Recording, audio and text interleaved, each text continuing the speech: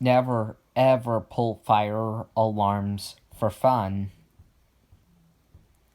You only pull fire alarms if there is a real fire, or if you have permission to pull them for a fire drill or a fire alarm system test, or if you have your own fire alarm system at home that doesn't contact the fire department.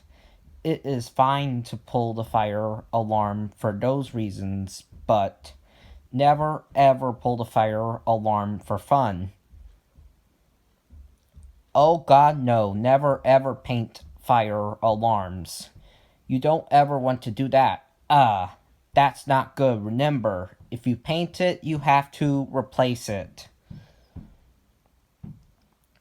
Yep, never smash the fire alarm. You are the one responsible for replacing that because you're the one who broke it. You tampered with it, you painted it, you smashed it.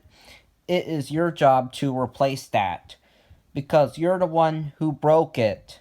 So you will have to pay the money for a new alarm because you're the one who broke it.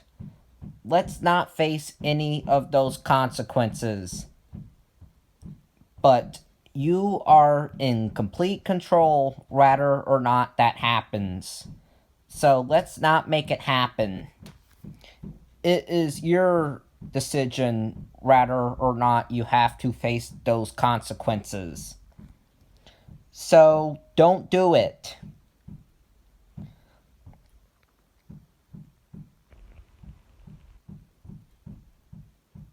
If you don't want to go through the consequences of replacing a fire alarm that you tampered with, you painted, and you smashed, don't tamper with, paint, or smash the fire alarm.